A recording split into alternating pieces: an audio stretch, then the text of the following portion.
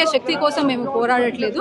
మేము యువతగా జెన్జీ అనే ఒక గ్రూప్ మేమందరం కలిసి మేము పోరాడుతున్నాం. మాకు ఎటువంటి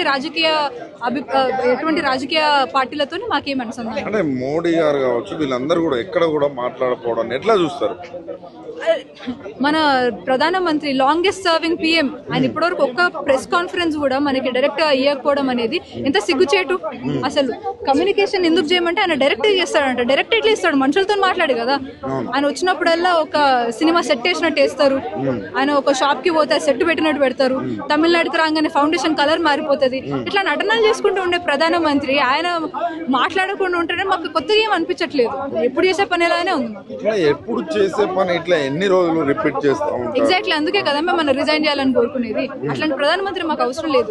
విద్యార్థులు వచ్చి ఒక సమస్య ఉందని చెప్తే ఆ సమస్యను వెంటనే ఆయన మాట్లాడాలి, దాని గురించి ఆలోచించాలి. కనీసం సరే ఇది చేద్దామనన్నా మాట్లాడాలి. పార్లమెంట్ లో కనీసం సిద్ధంగా కూడా లేరు. అదే పార్లమెంట్ లో సిద్ధంగా లేదు. అపోజిషన్ పార్టీ వాళ్ళు మాట్లాడితే వాళ్ళని తీసుకొని పోతారు. ఎవరైనా పవర్ లో ఉన్న వాళ్ళు మాట్లాడితే వాళ్ళని అణచివేయడం చేస్తారు. ఇన్ఫ్లుయెన్సర్స్ ఎవరైనా మాట్లాడితే వాళ్ళ పేజీలను బ్యాన్ చేస్తుంటారు. ఇదే నా ప్రజాస్వామ్యం అంటే. కొన్ని సోషల్ మీడియా పేజెస్ కూడా బ్యాన్ చేద్దాం అనుకుంటున్నారు, టెలిగ్రామ్ వాటిపైన ఏం చెప్తారు? ప్రజలు సోషల్ మీడియా ఇప్పుడు ఒక చాలా పవర్ఫుల్ వెపన్. సోషల్ మీడియా కావచ్చు, న్యూస్ ఛానల్స్ కావచ్చు, అదొక పవర్ఫుల్ వెపన్. మాకు దాన్ని కూడా మీరు అరికట్టాలని చూస్తున్నారంటే మీరు మా నోర్లను నొక్కేయాలని ప్రయత్నం చేస్తున్నారు. ఒకనొక సందర్భంలో బ్రిటిషర్స్ వచ్చి మనల్ని అణచివేసినారు అన్న మేము హిస్టరీ బుక్స్ లో చదివినాం. ఇప్పుడు మాకు అది కనిపిస్తుంది. మన భారతదేశంలో మన భారత ప్రధానమంత్రి వచ్చి మా నోర్లను నొక్కేయాలని ప్రయత్నిస్తున్నారంటే ఇది అసలు ఇదేం దేశం?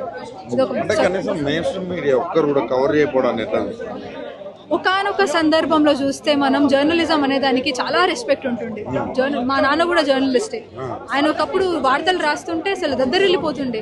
కానీ ఇప్పుడు ఎంతసేపటికి కమర్షియల్ న్యూస్ కావచ్చు, పిఆర్ పెయిడ్ కావచ్చు, ఇదే నడుస్తుంది. జర్నలిజం అనే ఒక మాటకి చాలా సిగ్గుచేటది.